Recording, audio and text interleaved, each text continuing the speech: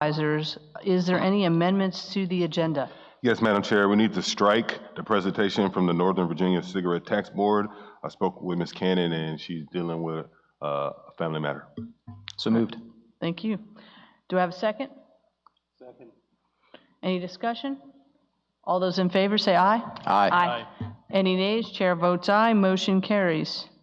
Is that all, Dr. Young? All right. Next up is public comment. Comments will be limited to 3 minutes per person in order to afford everyone an opportunity to speak. If comments relate to a specific public hearing item, we ask that you offer those comments at the time of the public hearing. Is there anyone in the audience who would like to give public comment at this time? Just come on up to the podium. All right. Nobody is there anybody online?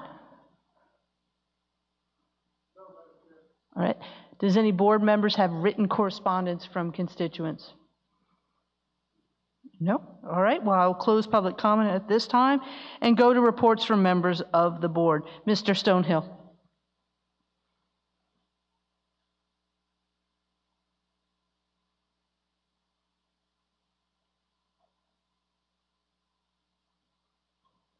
Good evening, Madam Chair, everybody.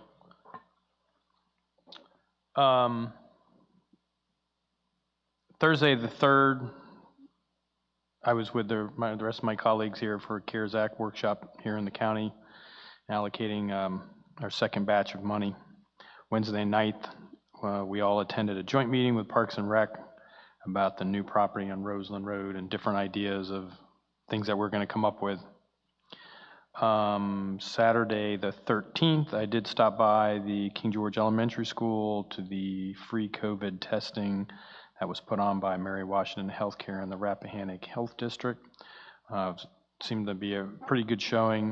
When I was there, I think test number 165 of 250 were there. They said it was going all very smoothly, so we'll see what kind of results that we get out of that. And then I also have 2 nominations for boards to make. My first nomination is going to be Nathan Ackerman of Schooner Circle in Dahlgren for the King George Landfill Advisory Committee. Second. We have a motion? Oh, his motion, second. Any discussion?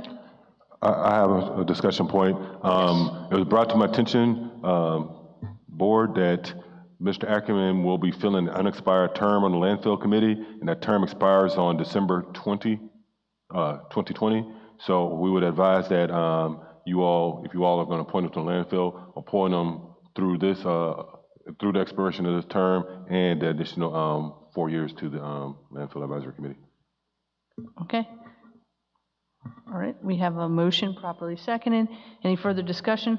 Does Mr. Stonehill want to make an amendment to his motion? Yes, I'd make an amendment that Mr. Ackerman fill the remaining position for this year and be reappointed a second term in January. Second 4-year term, correct? Second. We have a motion properly second. Any further discussion? All those in favor say aye. Aye. Aye. Aye. Any nays? Chair votes aye. Motion carries. Mr. Stonehill? And then I would also like to nominate Janie Marvin of Chatham Village for the Smoot Library Board. Second. Any discussion? All those in favor say aye.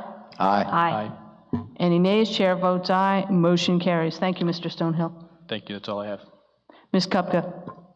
Thank you, Madam Chair. Although we did not have public comment tonight, I want to thank everyone who came out this evening. On Thursday, September 3rd, I participated in a conference call with Senator Warner's staff, Dr. Young and Mr. Dines, regarding the E-rate fiber continuing discussion. We informed Senator Warner's staff of our conversations with Representative Whitman's staff regarding same. Senator Warner had previously sent correspondence to the FCC last spring, and it has been provided, thank you, Dr. Young, to my colleagues, requesting the FCC allow use of E-rate fiber outside of the school building, and the FCC indicated at that time that they were of the position that they lacked the authority to do so, as it, again, would require an act of Congress as previously stated by the FCC to us. Senator Warner's staff did not agree, but as such had drafted proposed legislation to allow for same, but it was suggested that it would not be supported by the cable lobby, no surprise there, nor by the NEA, the National Education Association, the teacher lobby. And therefore, without that support, they would not be moving it forward. We thanked his staff for their support of our efforts. I informed Representative Whitman's staff of our call with Senator Warner's staff. I found a news article on the NEA website from May of 2020, which Dr. Young shared with my colleagues today at my request.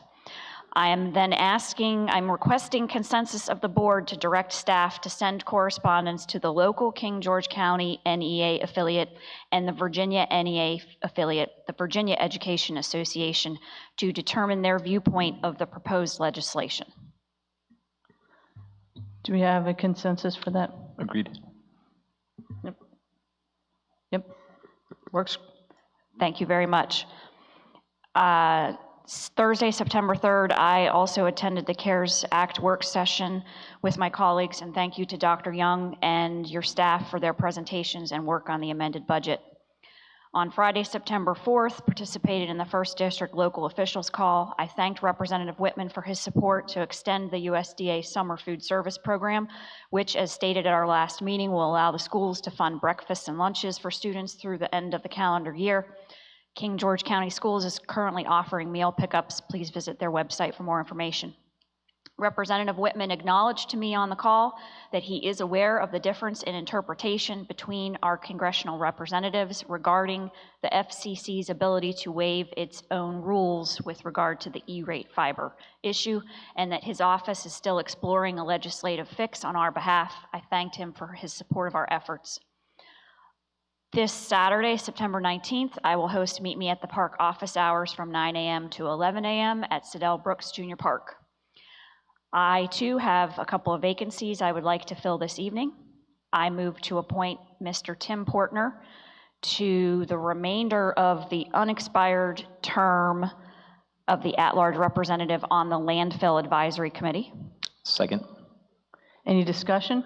All those in favor say aye. Aye. Aye. Any nay? Chair votes aye. Thank you, Ms. Kupka. And I move to appoint Mr. Ken Stroud to the Building and Fire Code Appeals Board. And I believe that at-large term expired in May of 2020. We can verify that, Madam Chair, and we'll make sure that the information is provided to you all. Thank you. Second. Any discussion? All those in favor say aye. Aye. Aye.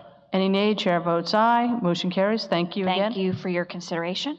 And lastly, I want to thank Rappahannock Area Health District and Mary Washington Healthcare for their partnership that brought our first COVID community testing event to our county this past Saturday. I've been told that over 160 individuals were tested. I want to remind our community that with an increase in testing also comes the possibility of an increase in positive cases, particularly among the asymptomatic. Thank you, Madam Chair. Thank you, Ms. Kupka. Mr. Bush? Thank you, Madam Chair. On September 2nd, I, along with my colleague, Ms. Bender, attended a meeting with Captain Todd Copeland, Commanding Officer of Naval Support Activity South Potomac, his Chief of Staff and Command Master Chief. I'd like to thank them for taking the time to meet with us. And it was a great introductory meeting, very informative with productive discussions ranging from B-Gate and VDOT, emergency services, mutual aid, growth, community relations, telework environment, amongst other topics. I look forward to maintaining and nurturing the county's relationship with the base and its new commander. On September 3rd, I had a very productive evening. I met with Congressman Rob Whitman and members of the King George, Virginia Republican Committee, which I unfortunately had to leave early. And then I attended the CARES Act funding work session along with my colleagues. And then, bear with me, my notes seem to have disappeared, so I'm going through my scribble. Oh, here we go. Overnight, Friday night, I had a great evening with Dr. Young and Mrs. Young. We got to roast a pig. For many who don't know this, but Mrs. Young is the founder of the King George Flash Mob, and she has a group of volunteers, energetic people from our community who go out and support local businesses. They just show up and go in and support them. Well, Dr. Young and Mrs. Young donated a pig to cook, and if you spent $10 in the 110 Mart in the Jameson Road District, right there off of Dahlgren Road, you got a free plate lunch. So it was very great evening, great morning, long hours, but Dr. Young, thank you very much. You have a very good talent for cooking pig, and Mrs. Young, thank you for all you do for the community. Your volunteerism is outstanding. On the 9th, I attended the Wayside Park meeting along with members of the Parks and Rec Advisory Committee to discuss Wayside Park, along with, or to discuss the Roseland Road property, which resulted from the Wayside Park land mitigation. It was a very good discussion. Thank you to the Parks and Rec Advisory Committee for all the hard work that they put in trying to come up with a solution as me and my colleagues continue to navigate this and find the best way forward. And lastly, I would like to thank my colleague on the school board, Mr. T.C. Collins. Last night in their meeting, he brought up the discussion at looking at opening the schools in October. He has my full support on this. I think it's time that we get our children back in the classroom. Madam Chair, that concludes my report. Thank you. Thank you, Mr. Bush. Mr. Granger? Yes, ma'am. Just like to say thank you to everyone who came out. September 3rd, I also attended the CARES Act funding work session. I'd like to say thank you to staff and all who presented with their requests. Thank you to Mr. Brent in particular for your legal counsel. It helped us to understand what can be done and possible pitfalls. So thank you for that. On the 9th, I also attended the Joint Recreation Advisory Committee meeting at the Roseland property. I appreciate everyone's attendance. All citizens came out. Appreciate their input. I encourage everyone to get involved, and early and often, the earlier you let your voice be heard, the louder it really is. And so if anyone has anything else, please feel free to come to the board. Don't hesitate. You can reach out to us by email, phone, or just attend a meeting. So please do so. That's all I have. Thank you. Thank you, Mr. Granger. On September 2nd, I also attended with Mr. Bush, with Captain Todd Copeland, our new captain on the base. It was a very fruitful discussion. We talked about telework, joint services, especially with the Service Authority. And one of the most important, he had a discussion about Potomac Drive and some of the flooding on that. And we discussed possible ways to work together to find a solution to the flooding on that road.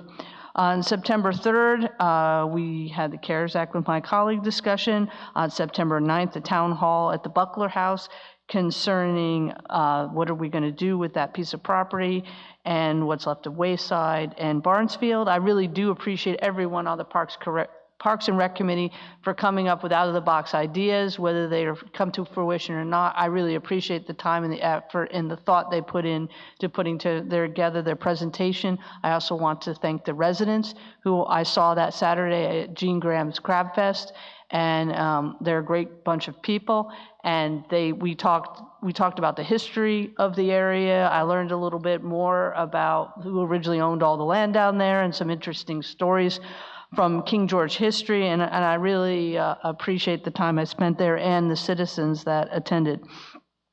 Also, on September 10th and September 14th, I've had some in-person meetings. As some know, I'm the chair this year of the GWRC, and there's been some, we're trying to help so that we could get the GWRC and FEMA, which I am not the chairman of because King George only holds a non-voting member. We just sort of sit in on the meetings, and Cindy Shelton from Stafford County is the chairwoman of that. And we've been working with the executive director of GWRC, Linda Millsaps, and Cindy and I to try to get the organizations to work better together, to coordinate, and to also come up with solutions for transportation fundings for the whole region, not just trying to get everybody to work together different shares of the pot. Their urban areas, we're a rural area with Caroline, and we can always all work together for beneficial needs. So those are very fruitful conversations, and I hope they, in the coming months, they work out a little better and it all works out. But that's all I have, and thank you very much. Next up is our consent agenda. Move to adopt the consent agenda as presented. Second. Any discussion? All those in favor say aye. Aye. Aye. Chair votes aye. Motion carries. Thank you. Next up is constitutional officers report. No reports, Madam Chair. Thank you. Report from the county attorney. Thank you, Madam Chair. Hop Yard Farm, Section 12, deed of dedication. Ms. Hall is here if you have any questions. This is the same deed of dedication that we just presented to the Service Authority. This is not the same as is on the public hearing, which is an amendment to the preliminary plat. This is just the routine deed of dedication. You've signed them before, which is required under the rezoning and the proffers. We have reviewed this. I have reviewed this. Ms. Hall has reviewed it, and Mr. Weekly has reviewed it, and it's in order and accurate. And the Service Authority at their meeting an hour ago also accepted it. So if, Madam Chair, if you wish, you could call for a motion to accept and execute the deed. So moved. Second. Any discussion? All those in favor say aye. Aye. Aye. Any nays? Chair votes aye. Motion carries. Mr. Britton? Madam Chair, as you know, Dr. Young is in the process of getting the background on the courthouse memorial, and I think he has come to sort of the penultimate stage in that and done a lot of work. The sheriff told me last time I used copious to say a lot of work, and from a lot of sources, including from yourself and others on the board, and tracking that down as to the background on it. But in addition, as came up, was who owns it, and there originally it was privately owned, and then there was maybe the land transfer, and maybe this, and maybe that. And so the way you get to the bottom of that is called a title search, and there is a company or two that can do an ancient title search.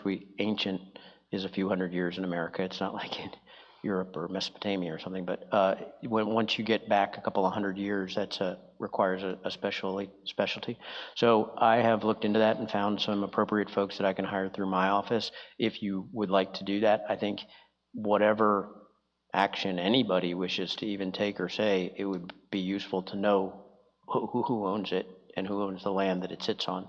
And so I would recommend that if you would like a full and complete report from Dr. Young and me, that you authorize me to do a title search on the property. And I don't know the cost because I haven't reached out because you didn't authorize me, but I would certainly say not to exceed $3,500 would cover it. Mr. Britton, I just want to clarify, is the original deed that we did receive is quite old, and it's from like 1860, correct? And it's all in fancy cursive handwriting, so. Yeah, it's hard to read. It is in English apparently, but it's hard to read, at least for me. And but that's the type of thing that our county goes way back, and Virginia goes way back, obviously, as first colony. So we know as a matter of fact that monument was elsewhere, and that it was at one time on private land, and there are restrictions apparently, and we don't know what they are. And so if you'd like, the only way to get to the bottom of it is third-party title search. Madam Chair, I'd like to move that we authorize the county attorney to conduct a title search for the memorials on the courthouse property, appropriating funding not to exceed $4,000. Second. Dr. Young? Yes, I'd recommend that you propose a motion to transfer $4,000 from contingency funding to the county attorney's professional services for title search services. That way we can make sure that we'll get the authorization to move it from one fund to another to cover the cost. You want to amend your motion? I do, but now I'm trying to think what Neiman said when he. I'd recommend that the board transfer $4,000 from the contingency fund to the county attorney's line item for professional services and appropriate that funding for title search services. So moved. Do we have a second? Second. Any discussion? All those in favor say aye. Aye. Aye. Any sorry. nays? Chair votes aye, motion carries. Wilma, Thank you. Wilma and Barbara will kill me if we didn't. Keep the put that out there, financials so. clean. Thank you. Madam Chair, there's just one other thing. I know it's not on the report, but I had forwarded to the board a notice from Columbia Gas, and we get those from different utilities from time to time, and the board can make comment. I didn't know whether you wanted to take action on that or to do it, but in very brief summary, comments are due by October 6th of this year, and in some, Columbia Gas is asking to increase its monthly bill rider, that's the bill that everybody owes, from $6.63 a month this year, $2 more next year, up to $10.63 a month in 2022 to pay for its planned expansion. From time to time, the board has made comment objecting or endorsing, and I just wanted to bring it to the board's attention in case you wanted to do that. It's a fairly straightforward document. It's long, but it's not difficult to read, but that's the sum and substance of it. Would anybody like comment? Mr. Bush? Well, me personally, I don't know much about it, so I wouldn't want to offer comment one way or the other and get it involved something that I'm not educated on. Anybody else? I think it's good, Mr. Britton. Thank you, Madam Chair. That's all. Madam Chair, may I? Go ahead. I Ms. just had a Gupta. question. And as Mr. Bush stated, I too am not readily familiar with the contents, but can I assume that this is expansion across company-wide and not just our customers from our community? Yes, correct. It's a Yep. Commonwealth SEC regulation, and so we would actually be going, I've been to them, down to the SEC, and sometimes the room is full and sometimes it's not. But this is an expansion. They take the amount of money, they divide it by the number of customers, they spread it out throughout the Commonwealth, and they're trying to do that. Some people feel as though the time should be expanded, that $2 a year is too much. Some people have comments. Normally, the board has not made comments on these because the numbers are all there, and otherwise you don't get the expansion of the services. So, Thank you very much. All right. Thank you, Mr. Britton. And we'll move on now to our first public hearing. The King George County Board of Supervisors will now hold a public hearing that has been properly advertised to receive public input regarding the proposed golf cart ordinance. I'll first ask for the report from the county attorney. I will then open the floor for public comment. Public comment is limited to 3 minutes per speaker in order to afford everyone an opportunity to speak. Please state your name and address before you comment. Upon completion of public comment, I will bring the matter back to the board for consideration. The board may or may not take action tonight, depending on information received during public comment. And we also have Mr. Bennett here to answer any questions concerning Fairview Beach. Madam Chair. Go ahead, Mr. Britton. Yes, Madam Chair. Bottom line is that we have a golf cart ordinance in King George County for Fairview Beach. The Code of Virginia allows a locality to allow golf carts on the highways and roadways if it's 25 miles an hour or less and doesn't cross a 35 mile an hour road. That's a paraphrase. And y'all did that quite some time ago. One of the requirements is that a golf cart is a vehicle. A vehicle has certain requirements, lights, turn signals, brakes, and one of those requirements is inspections. And the Fairview Beach Residents Association, I believe I was calling it Homeowner Association, but it's a Residents Association, I think. Mr. Bennett's here if you have any questions. Said as a result of COVID-19, and you heard some comment on this from Mr. Bennett, that they can't get the inspections done. Mr. Bush raised something, hey, it's in the summer. Actually, I talked to Mr. Bennett about that, and their inspections go through this month, so they're okay on that. But the problem is that they actually contract out, as they're required to do. They have to do a bunch of other stuff too, like put signs up and decals, and they've done all that. But the point is that they can't get the inspection, the certified inspectors to come in, or they can't guarantee it, and they can't guarantee that people can get their golf carts there because of COVID-19. The governor has also suspended regular vehicle, I don't know how for long anymore, but there's an executive order or health emergency order, I forget which suspended the enforcement of the vehicle inspections, which is what I told you at the last meeting. We can't just, you could ask the sheriff not to enforce it, but you can't just change the statute without a public hearing. So this would be a public hearing to amend the statute, and I've put the language in there that, and it states, notwithstanding any other provision in this ordinance, due to the national, state, and local emergencies as a result of the COVID-19 pandemic, enforcement of subsection B, that says they got to get inspected, in this section shall be suspended through May 31st, 2021. This subsection shall expire automatically and without further action by the board or otherwise on May 31st, 2021. Thereafter, subsection B shall be in full force and effect. At all times under such period of suspension of enforcement, any person operating a golf cart on the roadways shall take all reasonable measures to ensure that the golf cart being used is in good working order, has all required equipment, and is able to be safely operated. Unsafe golf carts shall not be operated on the roadways or highways. So basically, you are suspending, like the governor did, enforcement. And as I pointed out before, you could do this through emergency order, through the county administrator, also the emergency management director. But when there's no local emergency, that would automatically expire, and that could be October, just next month, and it would leave them. Or you could ask the sheriff not to enforce it. I think that puts any law enforcement officer in a difficult position to not enforce the law, because then who chooses? So this is the law, and y'all made it, so the proper way to do it is how you've done it, in my judgment, my professional opinion, which is to amend it and say that we're going to suspend enforcement, and the governor has done the same thing. So you're in legally in a good position. So that would be, if you choose to proceed with the public hearing and get comment, and then if you choose to make it would be move to amend the ordinance.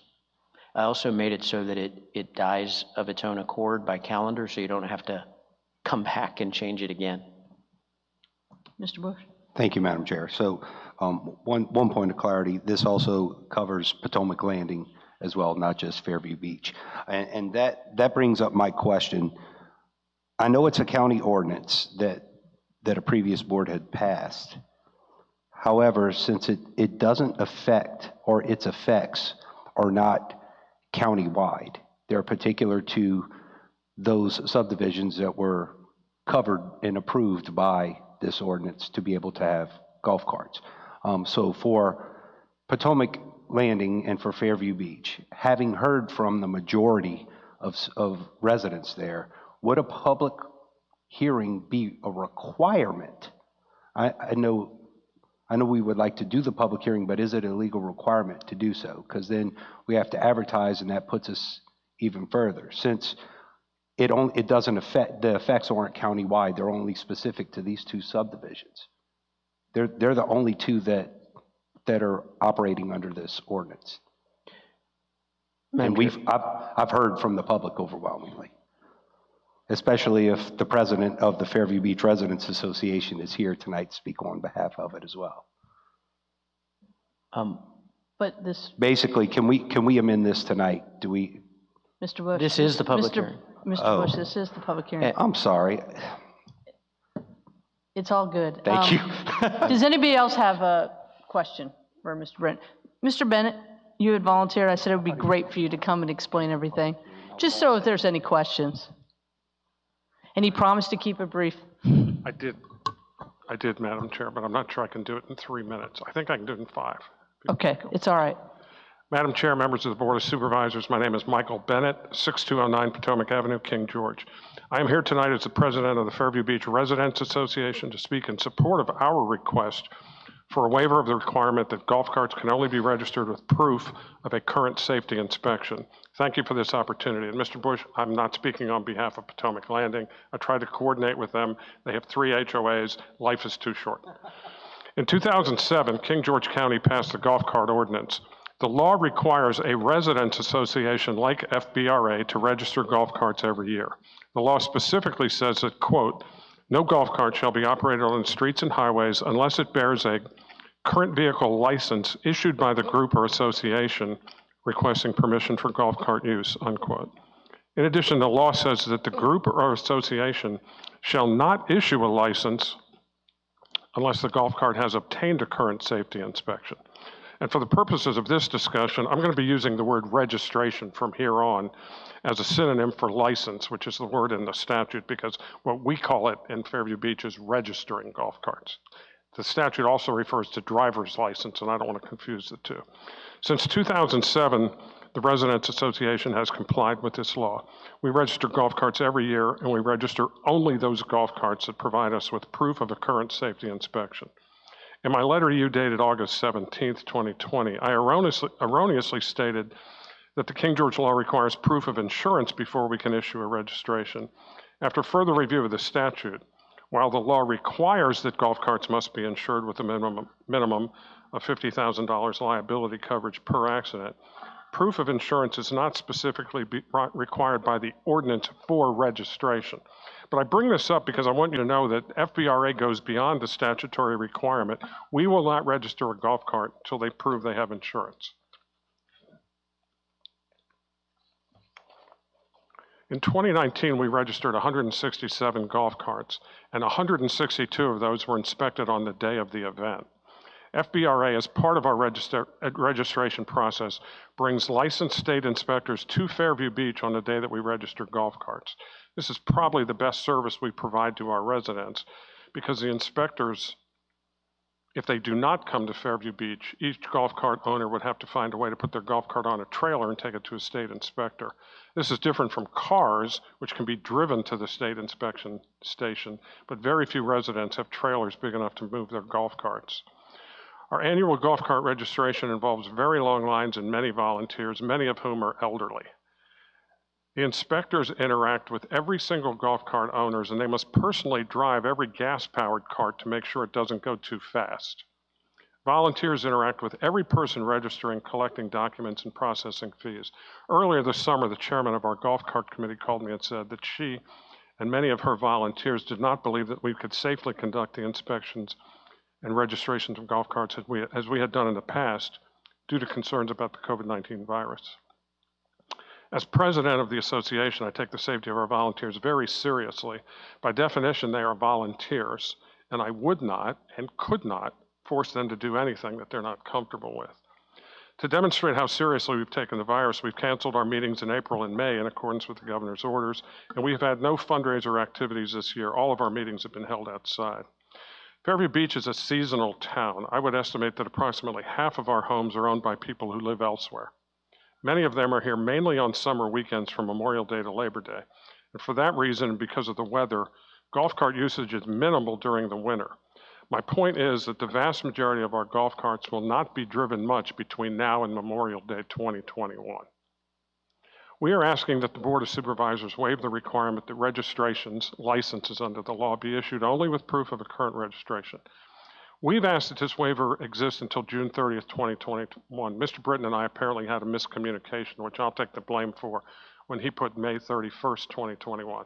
The reason we've asked for an additional month, and we'll be abide by whatever you decide, either way we'll appreciate your assistance here, is because we're such a seasonal town, a lot of folks really don't come back until Memorial Day.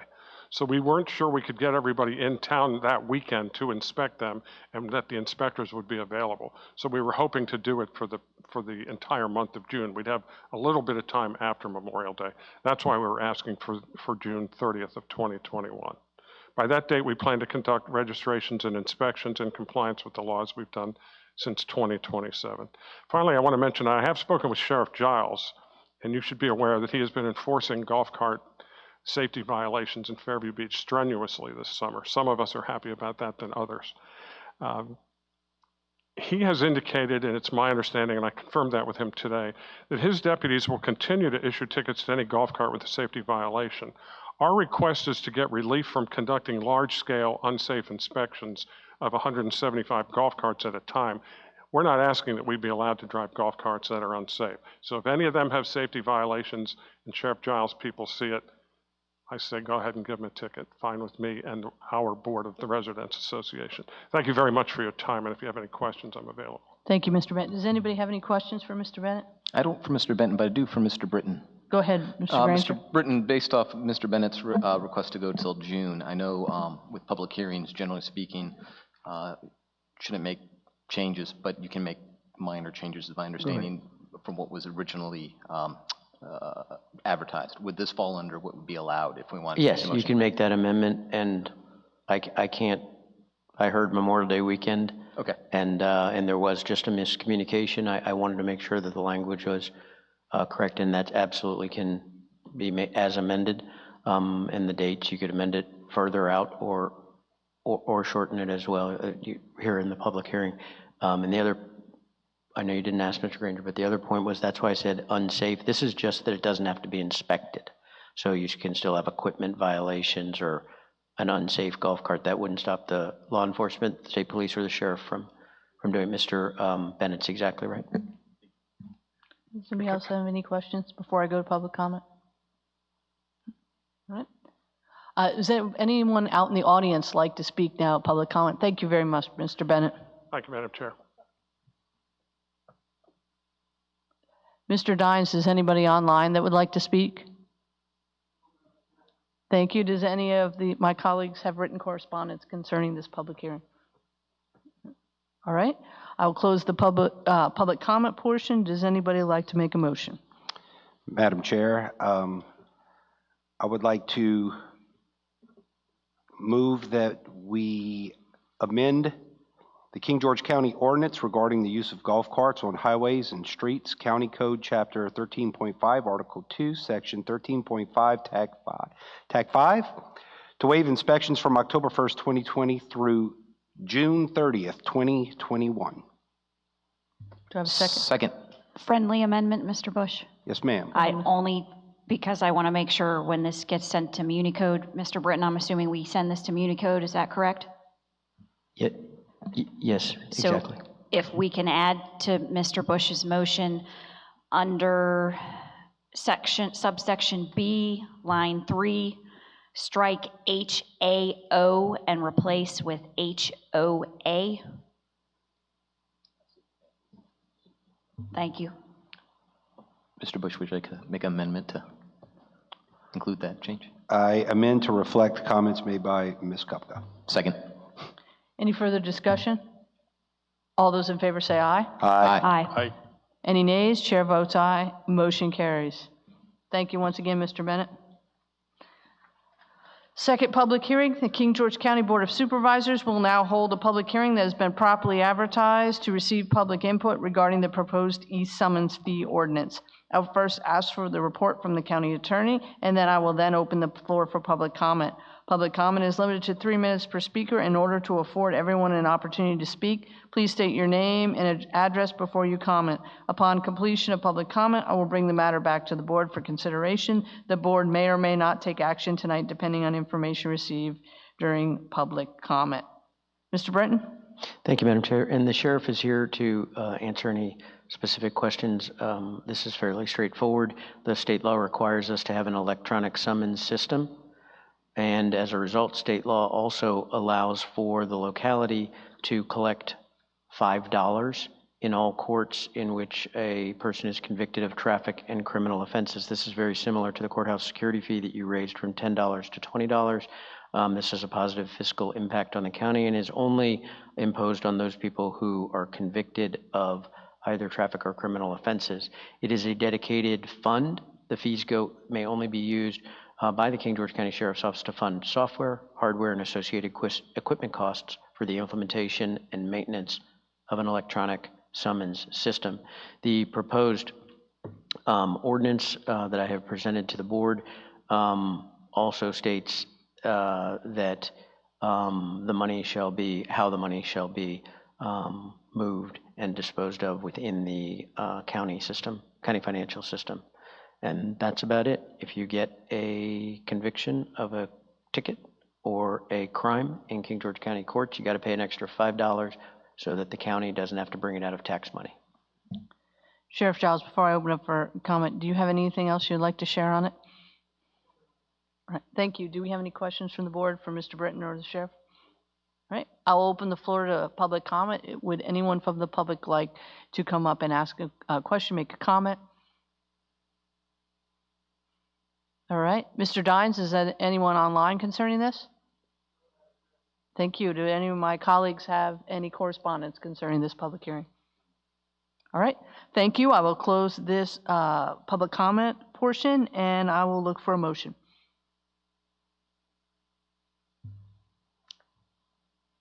I move to adopt the electronic summons system assessment fee ordinance as presented. Second. Do any have any discussion? All those in favor say aye. Aye. Any nays? Chair votes aye, and motion carries. Thank you, Sheriff Giles. Public hearing number 3. The King George County Board of Supervisors will now hold a public hearing that has been properly advertised to receive public input regarding Hopyard Farm Subdivision Primary Plat Revised, Tax Map 23-3, Parcel A4, and Tax Map 23, Parcel 77A. I will first ask for the staff report. I will then open the floor for public comment. Public comment is limited to 3 minutes per speaker in order to afford everyone an opportunity to speak. Please state your name and address before you comment. Upon completion of public comment, I will bring the matter back to the board for consideration.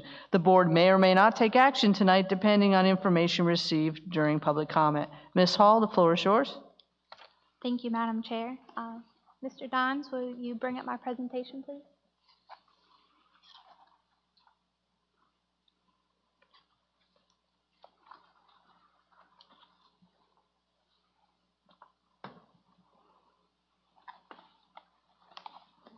Hopyard Farm preliminary plat as revised, tax map 23, section 3A4, and tax map 23, parcel 77A. Next slide. Hopyard Farm subdivision preliminary plat was approved by the King George County Board of Supervisors on February 1st, 2005, and last revised on December 15th, 2015. As development of the subdivision has progressed, the applicant has deemed it desirable to modify the subdivision layout. This request does not change the number of lots, which is 898 residential lots and 1 commercial. Next slide. Hopyard Farm is a subdivision approved under our cluster subdivision ordinance in the R3 zoning district. Minimum of 6,500 square feet for lot size and a minimum lot width of 60 feet. All lots in Hopyard meet or exceed the minimum requirement. Next slide. This slide shows the existing layout and aerial of Hopyard Farms. The red arrow identifies the area to be removed, and the green arrow identifies the area of change. Take note that the red arrow shows a forested area and a green area is existing open field. This adjustment will be made with the sections that have not been developed yet. Next slide. The remaining lots have been consolidated on the south side of Port Conway Road for ease of construction and provides for a more efficient planned community. 2 stream crossings have been eliminated along with the previous bagpipe lane extension. This will reduce the wetland disturbance and DEQ permit requirements. A wetland permit is to disturb the streams has already been obtained, but the final design and approval can be an extensive process. Previous sections 17 and 18 was an inefficient design, and bagpipe lane extension was 980 feet long and did not contain any lot frontage and included the stream crossings as mentioned. Next slide. Above is a lot table. The table shows that the previously approved number of lots, 898, and the total proposed amount of lots is still 898, as proffered and will not change. Next slide. This is the existing approved preliminary plat layout. The red arrow shows section 17 and 18, as that will be changed in this submission. Next slide. The proposed changes in the preliminary involve removing sections 17 and 18 from the northwest side of Port Conway Road. These same 68 lots are now proposed to be included in sections 9, 10, 11, and 13, and a new section 17 will be moved.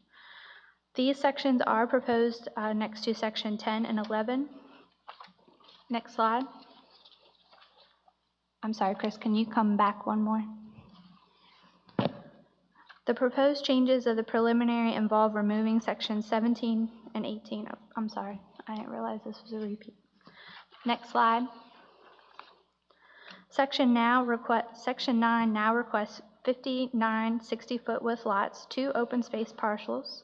Section 10 now requests 53 60-foot parcels and 3 open space parcels. Section 11 now requests 35 60 width lots and 1 open space parcel. Section 13 now requests 29 60-foot parcels and 2 open space parcels. A new Section 17 requests 53 60-foot lots with 2 open space parcels. Next slide. This table shows the sections unhighlighted as revised, again with the total lot number of 898, meeting all requirements of the minimum requirements of the cluster subdivision ordinance. Next slide. The revised preliminary plat meets all administrative requirements. VDOT approved the revised preliminary plat. Service Authority also approved the revised preliminary plat, and the proffers are not amended with this application. Next slide. VDOT has reviewed the preliminary entrance location and design and found it to be in conformance, and this revision does not require a traffic study. Next slide. On August 11, 2020, the Planning Commission held a public hearing and made a recommendation for approval, which was unanimous. Next slide. Staff and the King George County Planning Commission recommend you approve Happy Yard Farm subdivision preliminary plat as revised. Also, the engineer is here on behalf of the applicant, should you have any questions. Thank you. You're welcome. Does anyone have any questions? No question? All right. Thank you, Ms. Hall. Is anybody from the public would like to give comment concerning this matter? Please step up to the podium right now. All right. Is there anyone online, Mr. Dines? No, Madam Chair. Thank you. Has any of my colleagues received correspondence from any constituents on this matter? All right. With that, I'll close public comment, and I will look for a motion if you so moved. I move to approve the Hop Yard Farm subdivision preliminary plat revised to the King George County Board of Supervisors. I move to approve the Hop Yard subdivision preliminary plat as presented. Second. Any further discussion? All those in favor say aye. Aye. Aye. Any nays? Chair votes aye. Motion carries. Thank you once again for all your hard work, everyone involved in this. All right, next up is action items. Department of Community Development Resolution, Secondary Road Addition, Chapel Green Road, and Fletcher's Chapel Road improvements. Ms. Hall? Good evening again. This is a resolution for a secondary road addition for Chapel Green Road and Fletcher's Chapel Road improvements. These improvements were done in 2001, and I guess VDOT did a little housekeeping and realized that this was never taken care of. So this is just giving that dedication for VDOT for those improved road areas. Do we have any questions for Ms. Hall? Do I have a motion? I move to adopt the resolution for the secondary road addition for Chapel Green Road and Fletcher's Chapel Road improvements as presented. Second. Any further discussion? All those in favor say aye. Aye. Aye. Any nays? Chair votes aye. Motion carries. Thank you. Thank you. Next up, Department of Finance, FY 2021 budget amendment and appropriation of Federal CARES Act funding for King George EMS pre-hospital health care expenses. Is that Mrs. Ward online? Good evening. Can you hear me? Yes, we can. Yay, it worked this time. Summary of information: on April the 17th, 2020, King George County was notified that EMS would receive Federal CARES Act funding totaling $28,065. A budget line will be added to the CARES fund titled EMS to track expenses related to pre-hospital health care. We recommend that the board amend the FY 2021 budget to include the Federal CARES Act funding and appropriate $28,065 into the CARES fund for EMS pre-hospital health care expenses. All right, do we have any questions for Ms. Ward? Not, do we have a motion? I move to amend the fiscal year 2021 budget to include the Federal CARES Act funding and appropriate $28,065 into the CARES Fund for EMS pre-hospital healthcare expenses. Second. Any further discussion? All those in favor say aye. Aye. Aye. Any nay? Chair votes aye. Motion carries. Thank you, Ms. Ward. Thank you. All right, next is Department of Finance, request to execute a contract for ambulance billing services with EMS Management and Consultants. Ms. Cobb? Good evening, Madam Chair, members of the board. The Department of Fire Rescue and Emergency Services have been utilizing ambulance billing company services since the start of the county's ambulance fee service program in July of 2007. These billing services are vital to the ambulance fee for service program in order to properly recover revenue for these emergency services. Medical billing is a specialty billing service that requires knowledge and compliance of medical ICD-10 coding, Medicare, Medicaid, and numerous private insurance payers. Currently, the Department of Fire and Rescue is utilizing MARS/AMB for this service and has been since 2016. There have been growing concerns about their performance and their responsiveness with service to the county. The county at this point has no contractual obligation to AMB. Over the past several months, the department has interviewed and conducted research on several ambulance billing companies. After interviewing several companies, they have chosen EMS Management and Consultants and recommend acquiring their billing services. So I recommend that the Board of Supervisors authorize the county administrator to execute a contract for ambulance billing services with EMS Management and Consultants, Inc., subject to approval by the county attorney. Do we have any questions for Ms. Cobb? Do I have a motion? I move to authorize the county administrator to execute a contract for ambulance billing services with EMS Management and Consultants Incorporated, subject to approval by the county attorney. Second. Any further discussion? All those in favor say aye. Aye. Aye. Aye. Any nays? Chair votes aye. Motion carries. Thank you, Ms. Cobb. Thank you. All right. Department of Fire Rescue and Emergency Services, FEMA Assistance to Firefighter AFG Grant. Chief Moody? Madam Chair, members of the board, good evening. In August, the Department of Fire Rescue and Emergency Services received notification of a federal FEMA Assistance to Firefighter Grant Award in the amount of $209,100 to purchase 4 powered EMS patient stretchers and 6 powered chest compression devices. The grant is a 90-10 local match, non-federal share. Our local share is $20,910. And the grant total approved budget is $230,010. The matching local funds used from the department will come out of our current year general fund. And just to mention, these grants are highly competitive, and this is a great award that will save taxpayer county funds throughout our taxpayers. And if there's any questions, I'll be happy to entertain them. Do we have any questions for Chief Moody? Do we have a motion? Could I ask a quick Granger? question? Yes. This might be kind of a weird one. I'm going to ask Mr. Britton, actually. Is it possible to even look at using CARES Act funding for the local contribution, or would that be a big no-no?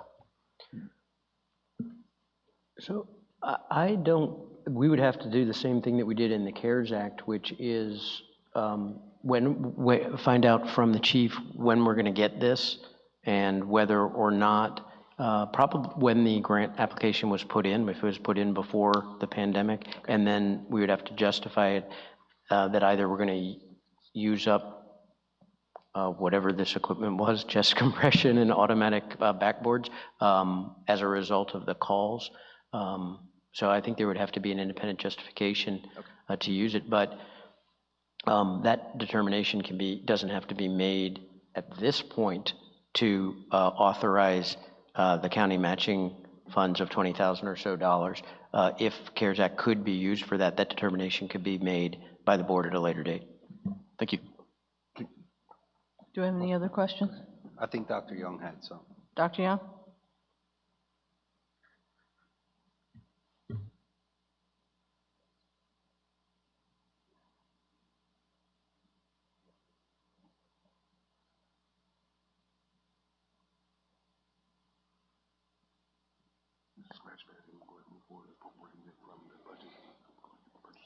Okay.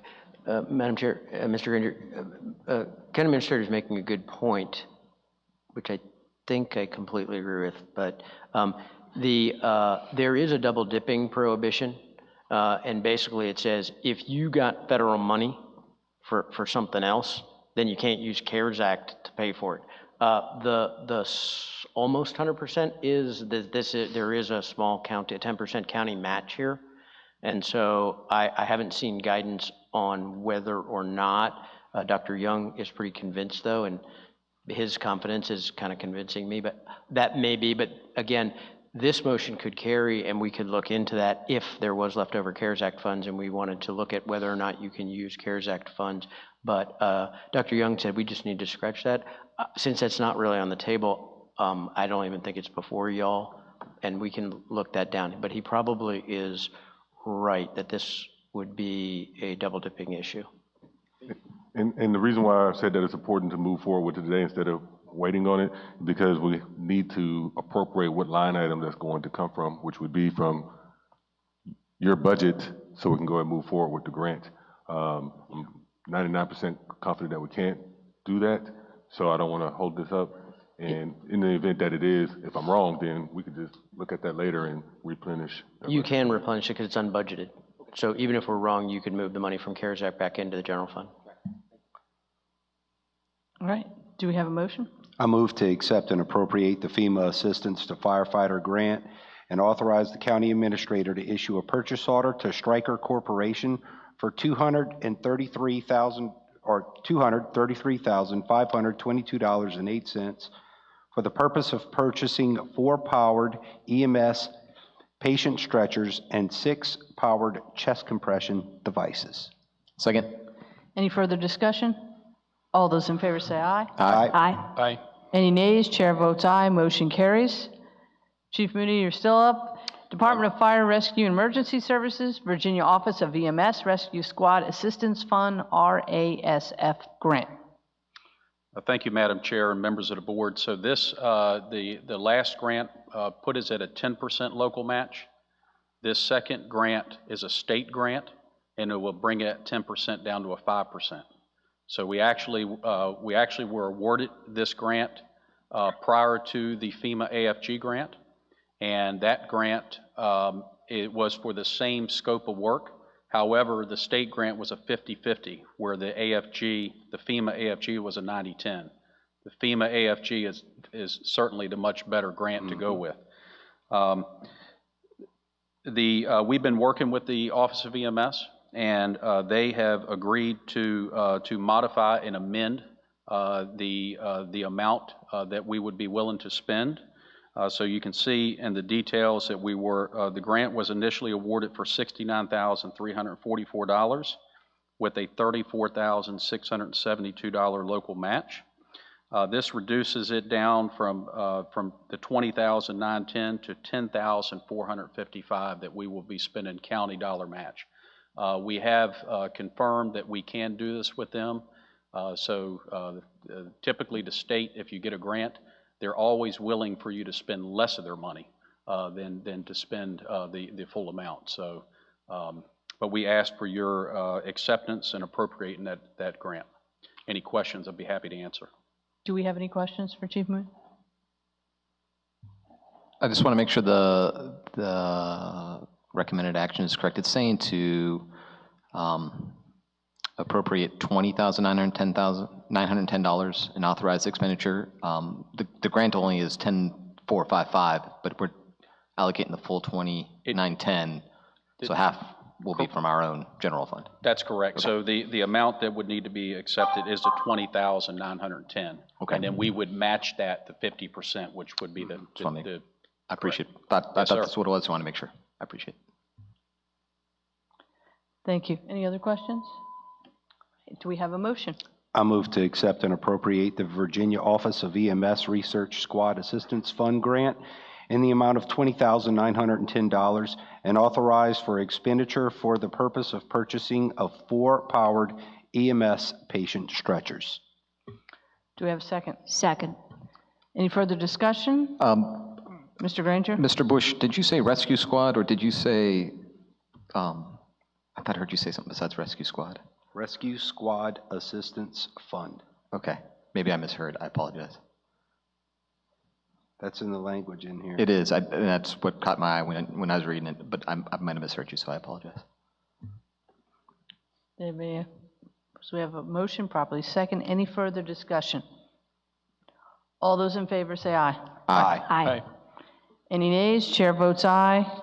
Motion carries. Thank you, Chief Moody. Thank you.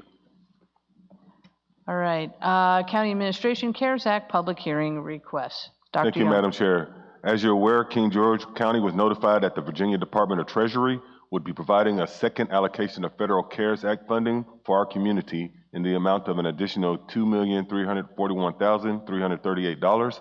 A fund titled the CARES Fund was established to track expenses related to COVID-19. I recommend the board authorize the county staff to advertise a public hearing on October 6th to amend and appropriate the fiscal year 2021 budget. Everybody okay with that? So moved. Have a second? Second. Any further discussion? All those in favor say aye. Aye. Any nays? Chair votes aye. Motion carries. All right. Dr. Young, your County Administrator's report. Thank you, Madam Chair. In response to public comment, the board directed me to research the courthouse monument. I have completed the study to the best of my ability and included it in the board packet as an attachment to the report. After quickly reviewing 150 years of complex history, I have determined that the monument is indeed Confederate in nature. In addition, I also discovered a few challenges that must be overcome for the board to have an informed discussion regarding the removal or maintenance of the statue. To overcome these issues, my report concluded with two recommendations. Number one, I recommend that the board appropriate funds to execute a title search of the courthouse property. And if that title search is finding of both the land and the property be free and clear, then I would recommend too that the board send the issue of removing the statue to the November 2021 ballot as a referendum. Of course, there's no action that needs to be taken tonight. It was just the summary of my recommendations of the report, as the board has already authorized the funding for a title search of the courthouse property. Any further questions? Thank you, Dr. Young and Mr. Britton, for all the work you've done on this. Second, the Board of Supervisors and Recreation Advisory Committee held a joint meeting at the Roseland Road property on September 9th, 2020. The purpose of the meeting was to pitch two alternative uses for the facility.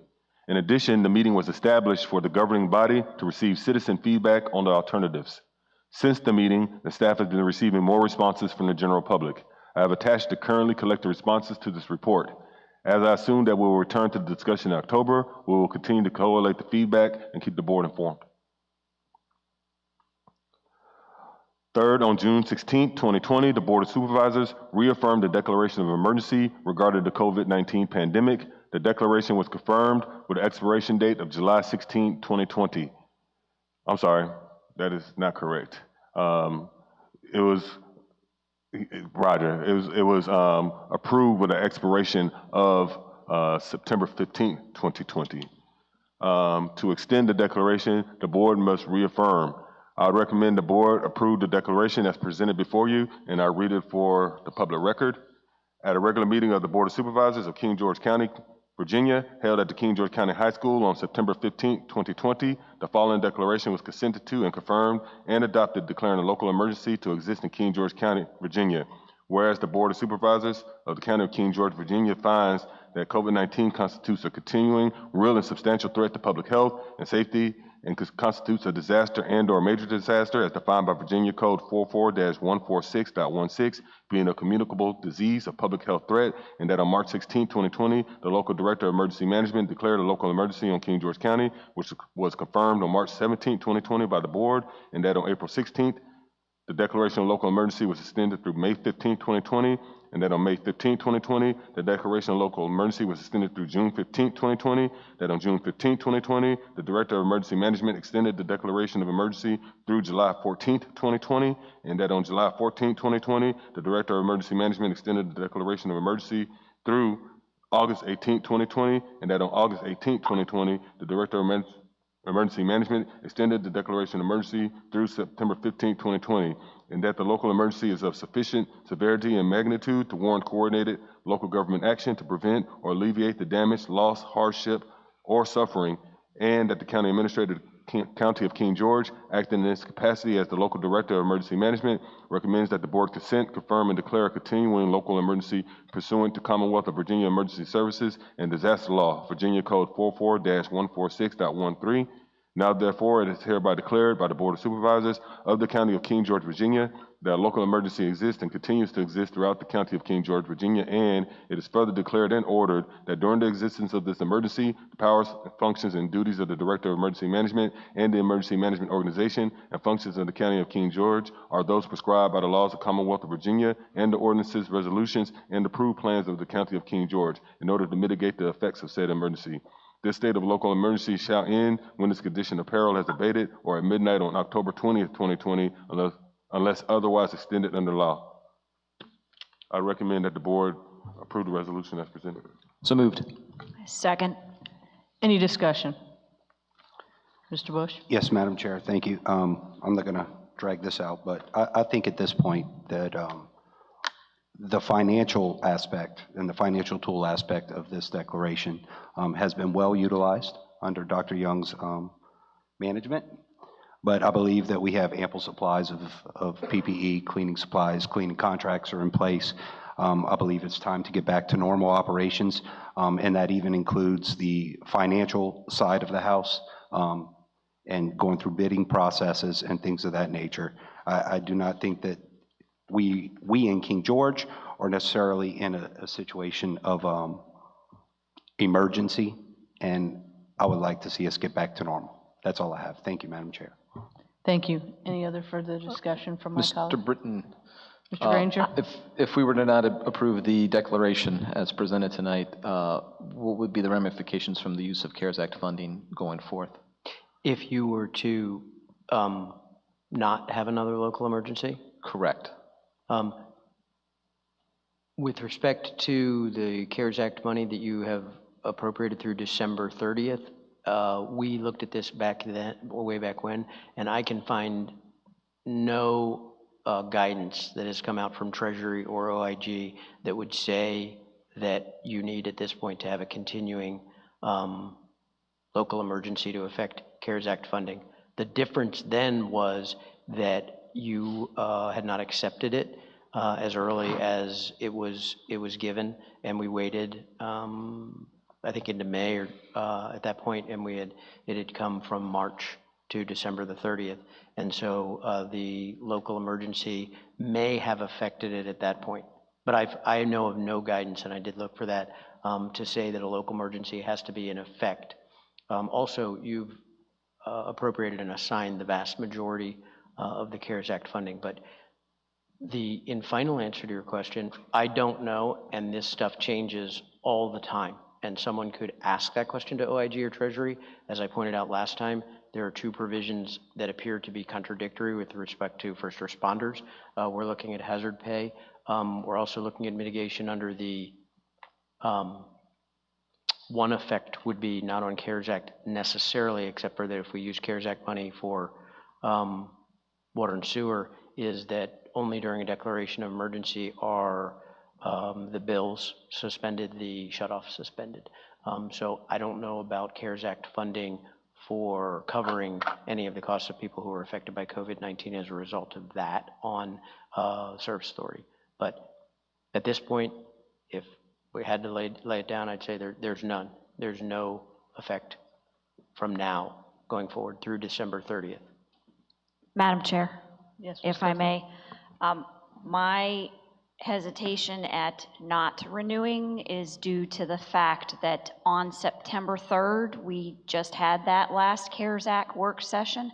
And while we did the adoption and appropriation today, Dr. Young, can you tell me, has your procurement office or any of those departments had the time to do the legwork required to make all of those purchases to this date? Because if we don't, if they have not, and we do not renew this, then they are forced to go back to regular procurement procedures, correct? we will be forced to go back to regular procurement procedures, and those effects would be damaging to us to spend $4.6 million by December with procurement policies in place. So I think that it'd be very severe on us. Okay. Question to that. So if that's going to cause a problem with that, when could these purchases be made? In other words, we find ourselves here every 30 days or so renewing a declaration of emergency, and we're constantly referring to it as a financial tool. Well, we've identified things via the CARES Act. At what point can these purchases be made to where we don't need this provision and we can get back to the normal procurement process? Yes, sir. I'd be comfortable with saying December 30th, 2020. No, I mean, no, I'm. Well, I even think have that another question on that is there's been talk that there could even be another CARES package. So if we don't have this declaration, we can't really be in line for that, correct? If there was a third stimulus package of CARES Act funding. No, we'd be in line for it. There is absolutely no requirement for a locality to be under a state of emergency to receive CARES Act funding. It's also utilized for preventative measures and to mitigate COVID, not just in response to.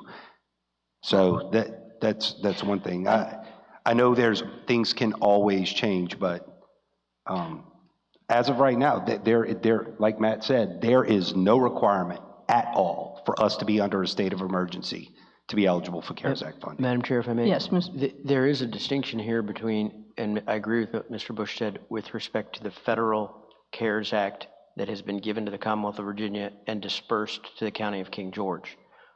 What I don't know, and what I haven't looked into nor have been asked, is how the Commonwealth of Virginia disperses the money that has been given to it. And I did provide y'all with the chart of all of that. And what I can't say in the case of a third distribution is that the governor or whoever his minions are that decide this, what their calculus is, and would say, well, hey, they're in a state of emergency and they're not. I don't know the calculus. That's a potential distinction. The other thing is it would put Dr. Young and finance in the odd position of spending money that was given as a result of an emergency under non-emergency spending standards, which is, I think, what Dr. Young is saying, that we don't know, especially with the unallocated money, what's going to come up. And it may be a true emergency. There may be, for instance, we're piggybacking off another contract right now for King George Fire and Rescue. We mean the last one we did for masks, I think, Chief Moody's here, I think it was like a week turnaround that we did on that one in Northern Virginia or something. We had to do it quite quickly. Now it was a piggybacking contract, so we didn't have to go through public procurement anyway, but those types of things jump up. So I just wanted to say we'd be in the odd position of spending emergency funding on, by definition, emergency contracting, and I'm not trying to argue it, and taking away our ability to do an emergency contract. All right, Madam Chair. Mr. Bush, Ms. Cuppy has. Thank you. Respectfully, I would remind my colleagues that when we had our joint CARES Act work session with the school board, we gave the school board as it were, a drop dead date of December 1st to spend what we allocated to them, and demanded anything unspent be returned to the county. So that is going to really be a burden on finance and our procurement manager, if there are funds returned to us by the school board, to spend that money in accordance with normal procurement and purchasing procedures under our financial policy in less than 30 days. Secondly, I would also remind you that at our last CARES Act work session, we discussed the proposition of possibly allocating some of the contingency funds, the funds remaining in the contingency line item, to the Service Authority, and the Service Authority Board of Directors has yet to even entertain that discussion. So I would caution any movement to not renew the declaration of local emergency because it is a financial tool, and doing so, not renewing it, is going to put a tremendous stress and burden on our county staff. Thank you. Mr. Bush.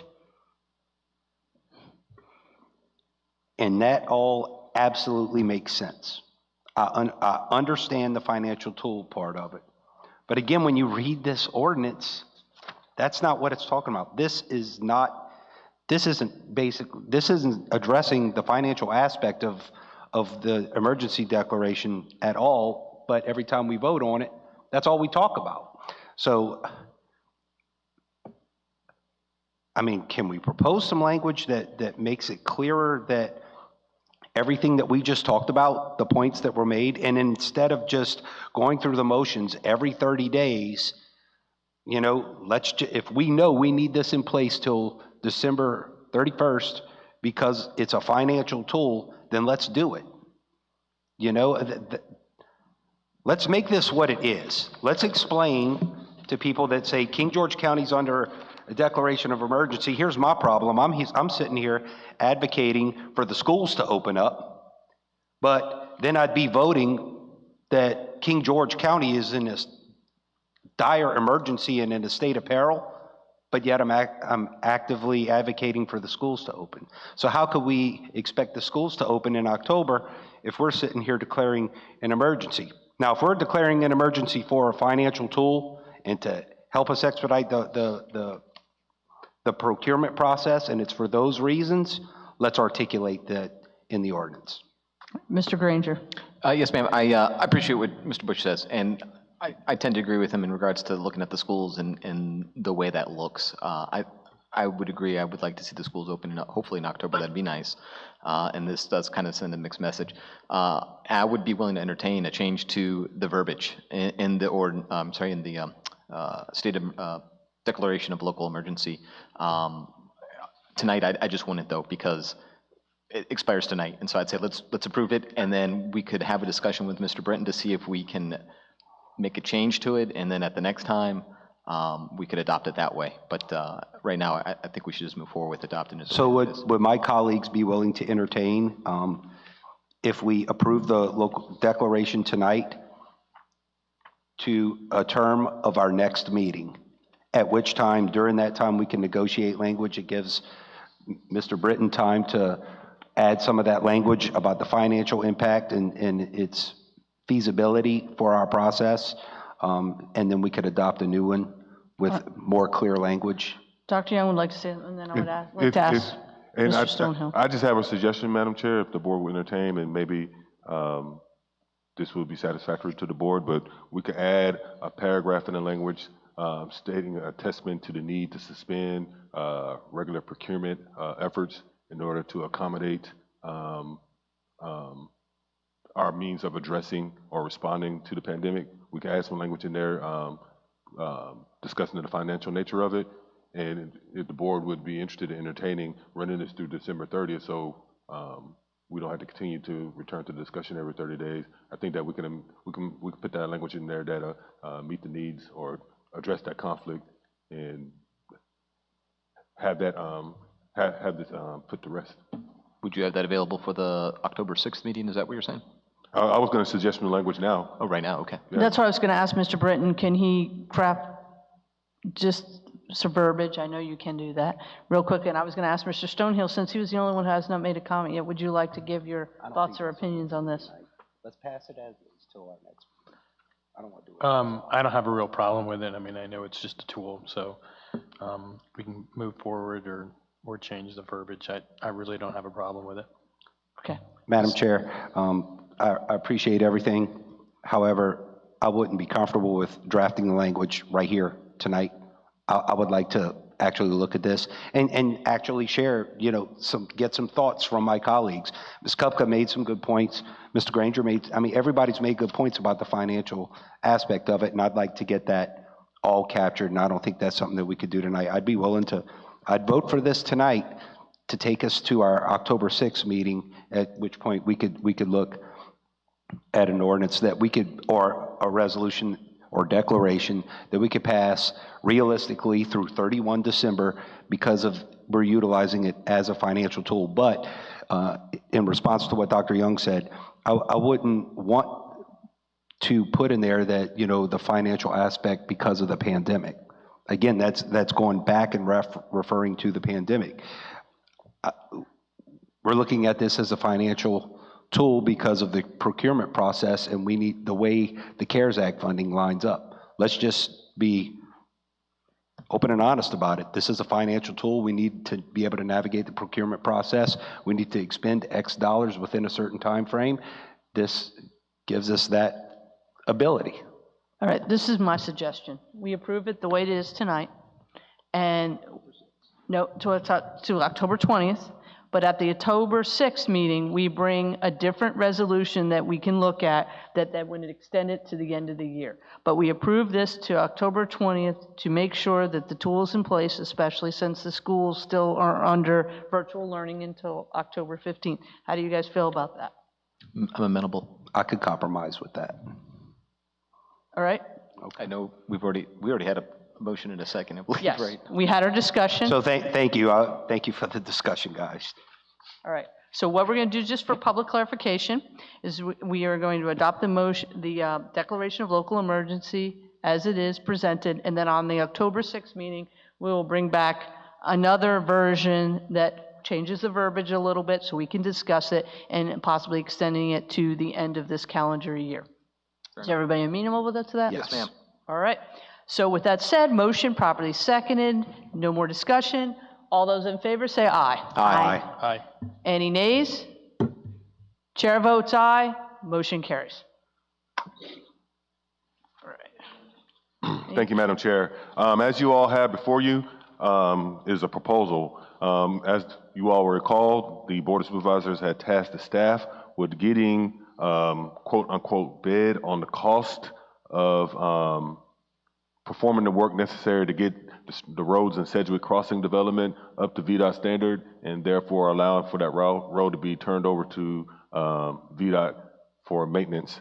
We actually had the engineer go out and meet with VDOT twice and actually do what is called a punch list and gain the associated cost with bringing those streets up to par.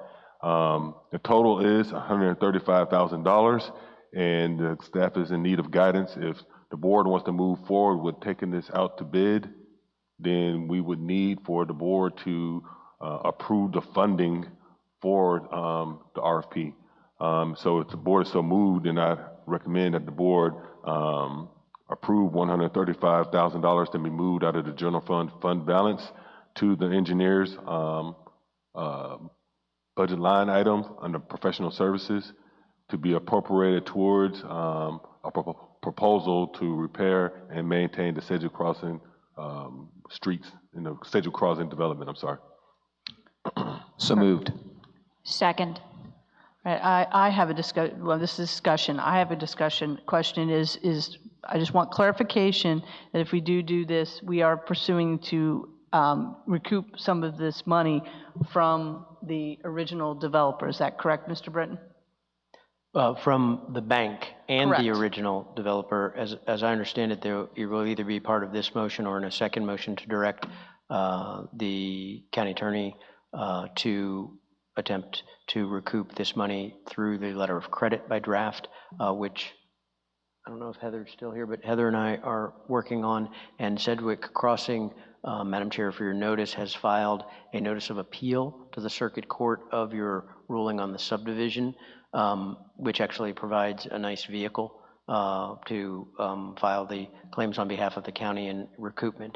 Of course, there's no guarantees in either one of those things. You know the position of the bank, and you know the position of Sedgwick Crossing, excuse me, of the developer of Sedgwick Crossing. But yes, we would be pursuing all avenues available to us. Those are the two of which I'm aware at this time. And those are both in the works. And just for clarity, Matt, can you remind us what is the balance on that letter of credit? Because there is a deficit. Just make sure that the board is aware. It's 90. I believe it's 90,000. Give or take. No, I can't. But it's around 90. It is not sufficient. Originally, the project came in at 75, and then Heather was looking at it, and we actually thinking it was going to come in within the 90, but now it's come in at 135, which isn't that unusual since this happened 13 years ago, 16 years ago. But the letter of credit is why we're pursuing multiple avenues. And if one person is not able to cover the entire cost, then there's another entity. Mr. Granger? Dr. Young, when we spoke earlier in this week about this, I got the impression it could have been a little bit higher than this. Are we confident 135 will be sufficient funds Yes. in order to get a contract?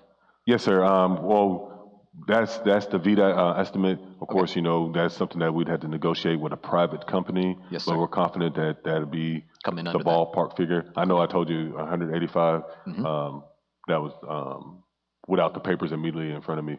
You know, I just but wanna this make sure that we- 135,000 is the VDOT estimate on, hey, this is what it should cost to bring it up to our standards. I just want to make sure that we appropriate enough to cover the contract. Yes, sir. And if, of course, naturally, since it's coming out of fund balance, if we did get bids higher, we weren't able to negotiate it to that $135,000, we can return to the board and ask for the funding to execute a contract.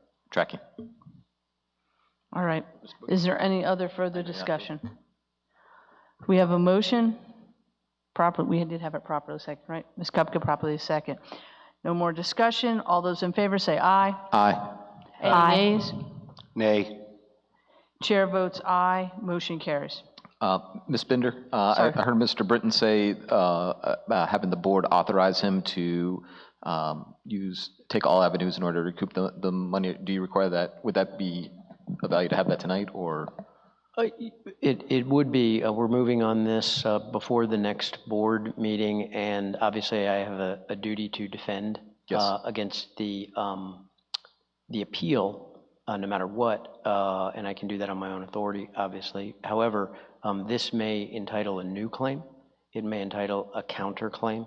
I may entitle what's called an impleader or an interpleader on the bank, and it certainly will require a draft of the letter of credit, which is the same thing as calling a bond, but we don't have a bond, we have a letter of credit. Yes, sir. And so I would say the county attorney and staff to pursue all lawful means necessary to recoup or reimburse the funds expended on behalf of the county, including but not limited to the developer and the bank holding the letter of credit.